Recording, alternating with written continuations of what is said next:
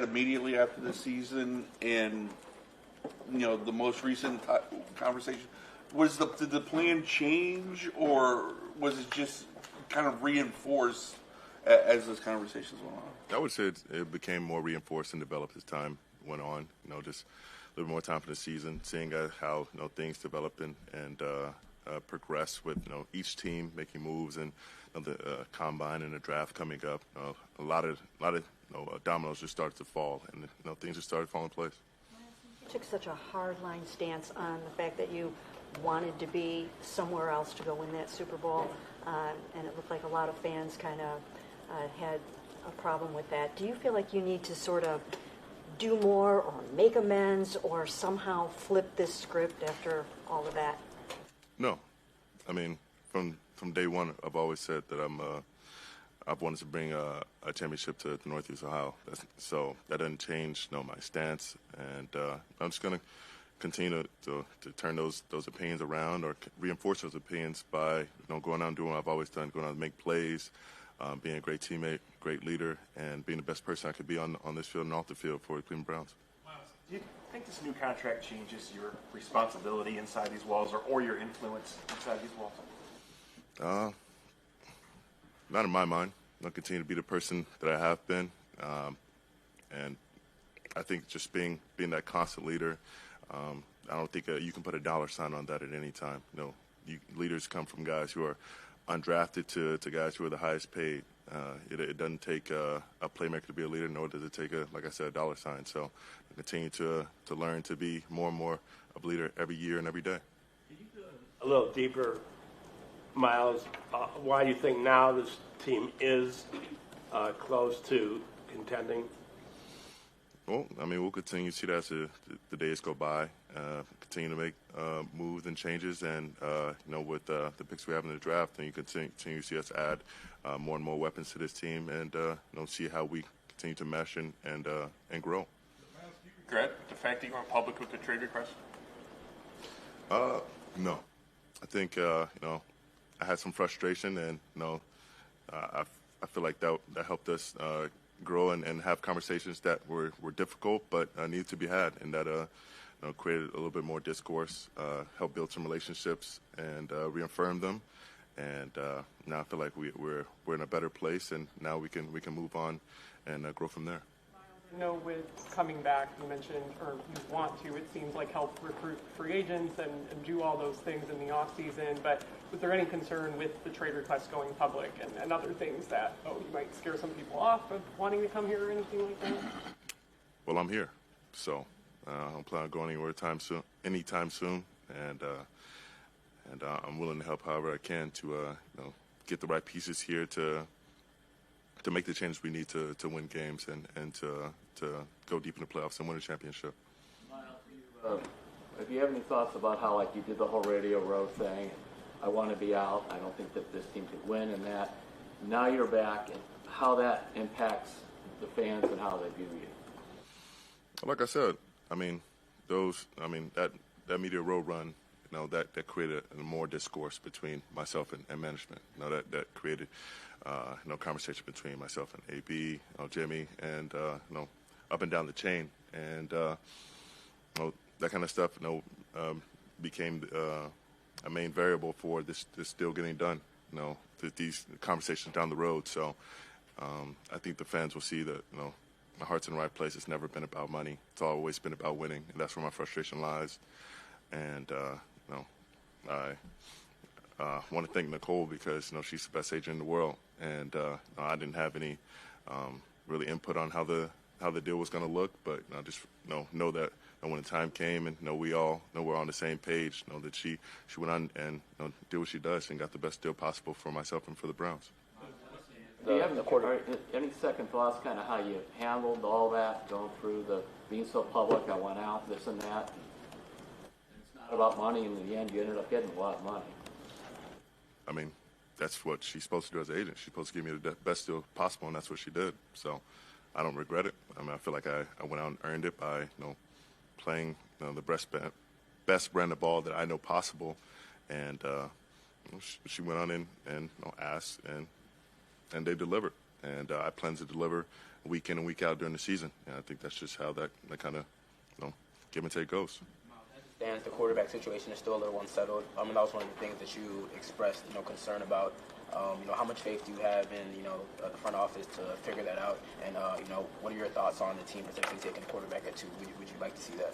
Well, just leaning on AB and his expertise, and knowing that he has a plan on what this team and this offense will look like going forward, and he's going to put the best offense possible out there. He's gonna get a QB that we all continue to have faith in, and we're going to go out and do our thing on defense.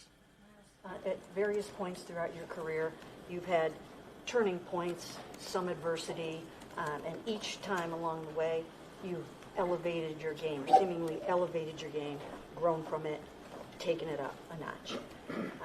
I'm just wondering, will this ordeal and the way that the Browns have rewarded you with this huge contract, do you think there will be another jump in leadership, on the field performance, and just everything else that you bring to the table? That's my expectation every year. So I don't think the turning points have as much to do about it as continue to meet with more people who have helped me along with my journey, my growth, physically and mentally, and this is exceptional part of the journey. I'm glad to still be here, but I plan to make a jump because that's just what I do. You said again that's not about the money. You just said it again, Dave. But it looks like the whole thing was a long game for you to get more money. So how do you tell fans, no, that's not it? I don't tell fans anything. I go out there and prove it. If it's about the money, then I can just pack it in and not go out there and give my best effort.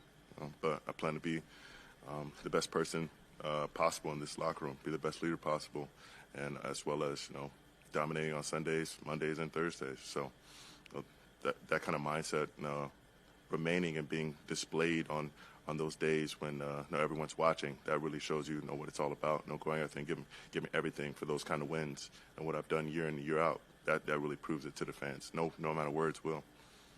When did you become realigned with the organization? At what point did you know that you were going to? I can't put a specific point of conversation on it. It would just continue to talk, talk through things with my team, through AB, through Nicole, and just continue to give me more confidence in what we're building here. So once I was really aligned with what we have going on, that's when I was ready to make the decision. You reviewed all their intentions with the second pick, and did that impact your decision at all? Next question. You said the goal was never to go from Cleveland to Canton, but to compete and win a Super Bowl. Do you see yourself now finishing your career here as Brown?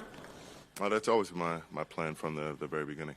I've wanted to stay with the team that I was drafted with, and I've always, like I said before, I wanted to bring a championship here. So that's something that's meant a lot to me.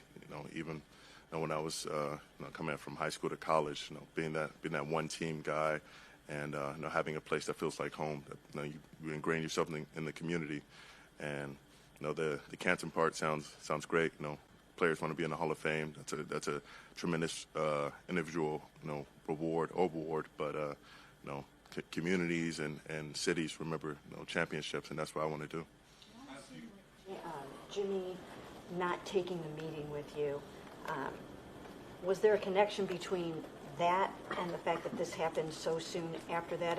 Was that them showing you that we're locking arms here and we want to keep you here, we are absolutely not trading you, or was there no connection between that and the end result? I would say that the conversation opened up for me and AB to talk more, and Jimmy took a bit of a back seat, leaning on AB and our relationship, and I think that's for the better. You want to have a good relationship with your owner, but as well as your GM, and him and I have had many discussions and conversations over the years, and he helped me see what the future can really hold for us. So much about the desire to win a Super Bowl, contend for a Super Bowl. Do you think this team can do that? And then how will you handle it if there's struggles and it doesn't look like that's a possibility? If there's struggles, we go through it. We've went through struggles in the past, and as long as we're set on that being the goal, that's everyone's main focus, which has been shown that it is. Well, then I continue to try to find a way to get the most out of myself and my teammates and out of this organization, because a deal like this isn't just for me to be a player on the field. It's for me to be a main focal point. It's for me to be an elevator to everyone in this building. Along those lines, in your original trade request, you talked about how much the city of Cleveland and Northeast Ohio meant to you. How difficult was that in that decision-making process, thinking about that you've called this home for so long, and then how much did that weigh into a desire to come back after these conversations? I mean, I feel like it gets pushed to the side a little bit. The difficulty of making a decision like that, and it doesn't make it ever any easier, with the record that we had, that kind of decision. So, at that moment, like making a trade request, came heavy-heartedly, because this is a place that I love. That's going to be my family, an organization that's going to be grown to be and feel like family. So, when I said it, I don't regret what I said, but it did hurt, because this has felt like a community. They have received me with open arms, from day one, and I've given everything. So, wanted to, make my voice heard loud and clear, and fortunately enough, it was. And just like family, sometimes you fight, and you have to go through things. You have to build through adversity, and we'll get through this, and we'll come out right on the other side. Go back to Scott's question really quick. I mean, in that Hard Knocks clip of you, and I think like the last episode, you had that line about you think that you guys are closer than a lot of people may think, despite 3-14. I guess now, what gives you that confidence? Can you elaborate on that a little bit? I don't want to go that into detail. Like I said earlier, we're leaning on the expertise of AB to put the right pieces in place. But I do understand what he's building. We've had multiple conversations about that, and I just know that I'm gonna do my part to get everyone online and on board with that goal and that message. Did they to recruit the quarterback, or did it just happen that way? Maybe a little bit of both. Yeah. What's my pitch? I won't take him to the ground 3 or 4 times a year. In your mind, do you need to win a Super Bowl here for this to be the right decision for you to sign that extension? I think we all play the game to win a Super Bowl. So whether it's for this dollar amount or any dollar amount, I think that's what we get into the game for, regardless. So I'm not worried about whether that's the right decision or not. No, that's always been the plan since day one. Going through this experience and feeling the feeling of what it actually might be like for you not to be here anymore, and maybe not to have the Cleveland support or the community that you've had over these past 8 years. Do you feel now that you want to finish your career in Cleveland? And if so, might this be even more meaningful to you than ever before? I mean, as I said earlier, I've always wanted to end my career here. The team I started with, I wanted to end with, and with the contract now, that'll likely be how things go for as long as they'll have me. So I'm glad to be here, and I'm glad to have supported Cleveland, and for those who may have taken a step back, like I said, I'll continue to change their opinions with my play and what I continue to do day in and day out. Have you had any conversations with your teammates? Because obviously, when you say you want to go somewhere to win the Super Bowl, they might think, does he think we're not good enough? You had conversations with them? Do you have to kind of explain things to them at all? Yeah, I mean, I had conversations with my teammates and, some of the leaders on the team, as well as, my position room. And, they understand that it's part of the business, and they want to be successful as well. And it's always difficult at the end of the season, when you underachieve and things don't go your way. And I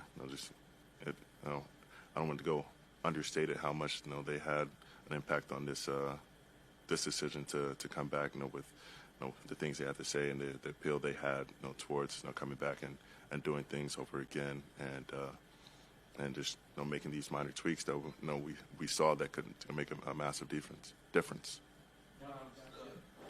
You talked during last year just how frustrating it was, the most frustrating season of your pro career. Did you need to put a little space between you and that season? Did that help in terms of maybe smooth things over, kind of recalibrate your thoughts about where this organization is and where your future with this organization is? Yeah, I think so. Taking some time away, not only from the season, but just for myself, just getting away from football for a bit. I just helps decompress and come back with a little bit more clear-headedness. And I think at the end of the day, I made the right decision for myself and as well as for the Browns. And I'm still happy to come back and play with all of these guys. What is it about AB and his process did you feel you have a better understanding about, maybe compared to end of season meetings? I think maybe at the end of the season wasn't as level-headed as I wanted to be. Right after, with still the emotions of the season still going on. I like to look at things pretty objectively, but as much as you can, just coming off a season that most of it will look at as a disappointment and underachieving, and continue to take more time and have a conversation with him, Nicole, and many other parts of the organization, as well as my teammates, help me kind of rest at this decision where I am now. You talk about changing the opinion of any fans that were bothered by the request. Were you bothered by any kind of backlash you might have received or felt? I didn't particularly look at the backlash.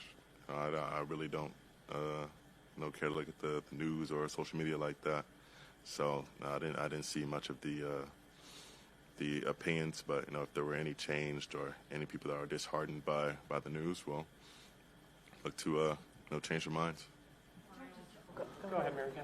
I talked to Joe Thomas about how this might go, and he was pretty vocal about the fact that he thought that you staying here and finishing your career here would probably be, just better for you in every way than maybe going and being somewhere for 1 year or 2 years and even grabbing a Super Bowl ring somewhere else. Did you ever end up talking to Joe throughout any of this process, and if so, was he helpful? I believe I texted Joe just a bit early on, just getting his opinion on things, and he's always been a shoulder to lean on, for just good advice, knowing exactly where I am in this phase of my career and my life, and he's been in this position before, so he was just a good leader for myself at a young age. So I wanted to hear what he had to say. Process you had in your mind everything that was going wrong here, right, and that led to asking for the trade. Now that you're back on board and you're committed here, what's it going to take for this franchise to get going and become a consistent winner year in and year out, and what role in that can you play? It's going to take everything, and whatever it takes, I'm willing to give. I want to be a winner. I want to bring a championship back to Cleveland. So, whether that's going out and recruiting, whether that's staying late, that's mentoring the young guys, just whatever it takes. I'm going to do it all, because I don't want to come back here the same way we did after last season. I don't want that feeling ever again. I want to feel like we're taking more and more strides to that promised land. Couple more here. You've had that minority stake in the Cavs for a couple of years now. I just wonder, with the new deal, have you considered possibly investing more there at some point? And have you talked to Donovan or Jarrett or any of your friends on the team throughout this request? I talked to a couple of the guys, and I wasn't really thinking about the business aspect of accepting this deal and trying to invest more into minority ownership. I was really focused on doing the best thing that's for us, my family, for my team, and ultimately for the Browns, and all this stuff. Other business endeavors or deals can come a bit later. Something you'd be open to potentially in the future? I think I'll be open to it in the future. Those next steps forward, what have the conversations been like with Jim Schwartz in that process too, and wanting to get this defense back to where you guys were like in 2023? I haven't talked to Jim. Talked to Jock about what we can get out of the D line. Him always seeing plays that are right there that we could have made, or just things we need to tweak, how we can really unleash guys, and things that just continue to make me more hopeful and put a smile on my face, because he's just so optimistic. He's so boisterous, and he really wants to get the best out of guys. He's really a player's coach, and I look forward to helping him develop these young men. When you realized you weren't going to be traded, and you kind of, it sounds like you sort of made the decision, okay, I want to stay here. How did you feel when you say, okay, this is where I'm going, and what's coming next? I mean, I was always saw that as a possibility. So staying here, it wasn't like I had to be roped into it. This is a home, and this is my home. So I feel like at the end of the day, we're going to continue to make the best decision for ourselves, and how can we turn this into a winner? And those were the next conversations, and continue to have those, like I said, and continue to make it more and more clear how this could open up sooner rather than later. Russ Wilson would be a good addition to this team, and did you have a good conversation with him yesterday? And what's your role? And I know that you wanted to get back in time to be able to help lure some free agents. So how did it go yesterday? I think it went well. I mean, him and I had a little bit of conversation at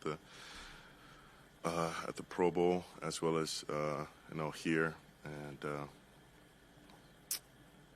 I definitely think he'd be a valuable asset as a leader, as a mentor to those young guys. A veteran leadership can't be understated, and I think he definitely has some juice left at the position. He's plenty of arm left. He's very smart, and he knows what he's capable of. So he'd be a valuable asset. Good.